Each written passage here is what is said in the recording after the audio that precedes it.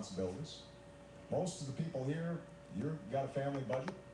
If less money's coming in, you end up making cuts. Maybe you don't go out to dinner as much.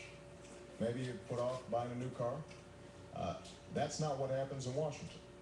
And you're right, there's a lot of blame to go around. But I think it's important just to remember a little bit of history. When George Bush came into office, we had surpluses. And now we have a $500 billion deficit annually.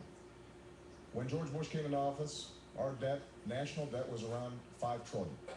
It's now over $10 trillion.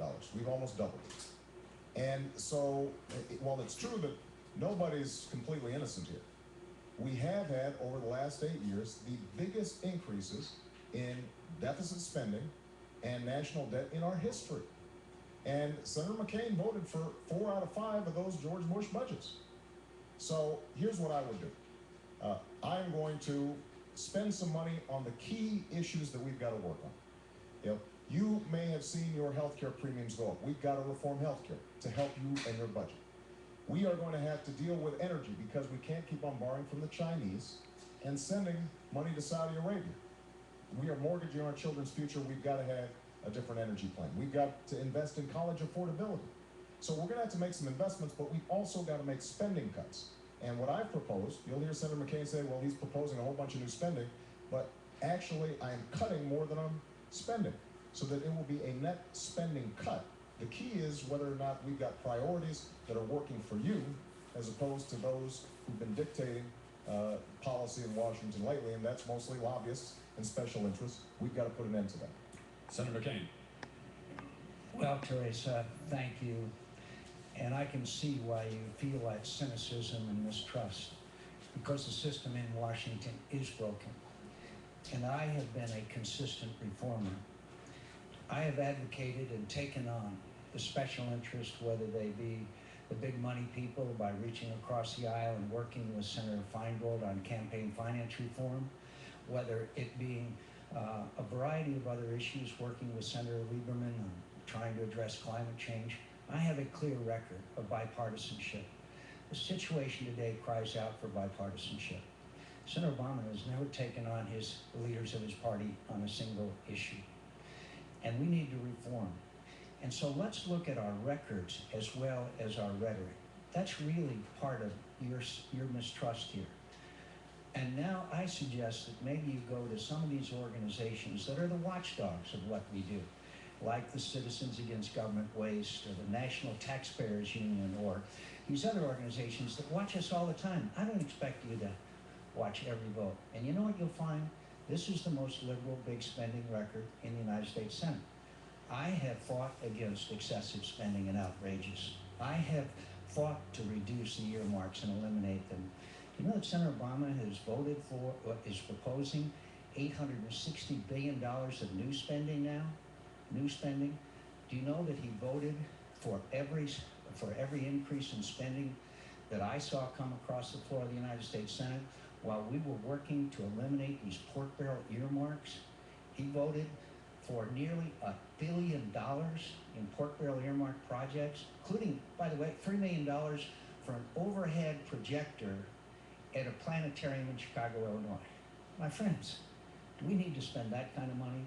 I think you have to look at my record and you have to look at his. Then you have to look at our proposals for our economy. Not $860 billion in new spending, but for the kinds of reforms that keep people in their jobs, get middle-income Americans working again, and getting our economy moving again. You're going to be examining our proposals tonight and in the future. And energy independence is a way to do that, is one of them. And drilling offshore and nuclear power are two vital elements of that. And I've been supporting those, and I know how to fix this economy and eliminate our dependence on foreign oil and stop sending $700 billion a year overseas. Well, we've run out of time. We have this one-minute discussion period going on here. There are new economic realities out there that everyone in this hall and across this country understands that there are going to have to be some choices made. Health policies, energy policies, and entitlement reform. What are going to be your priorities, in what order? Which of those will be your highest priority your first year in office, and which will follow in sequence. Senator McCain. Yep, the three priorities were health. The three: health care, energy, and entitlement reform, Social Security and Medicare. In what order would you put them in terms of priorities? I think you can work on all three at once, Tom. I think it's very important that we reform our entitlement programs. My friends, we are not going to be able to provide the same benefit for present-day workers that present-day retirees have today. We're going to have to sit down across the table, Republican and Democrat, as he did in 1983 between Ronald Reagan and Tip O'Neill. I know how to do that. I have a clear record of reaching across the aisle, whether it be Joe Lieberman or Russ Feingold or Ted Kennedy or others. That's my clear record. We can work on nuclear power plants, build a whole bunch of them, create millions of new jobs. We have to have all of the above, alternative fuels, wind, tide, solar, natural gas, clean coal technology. All of these things we can do as Americans, and we can take on this mission, and we can overcome it. My friends, some of this $700 billion ends up in the hands of terrorist organizations. As far as healthcare is concerned, obviously everyone is struggling to make sure that they can afford their premiums and that they can have affordable and available health care. That's the next issue. But we can do them all at once. And we have to do them all at once. All three you mentioned are compelling national security requirements. I'm trying to play by the rules that you all established. 1 minute for discussion. Senator Obama, if you would give us your list of priorities. There are some real questions about whether everything can be done. We're going to have to prioritize, just like a family has to prioritize. Now, I've listed the things that I think have to be at the top of the list.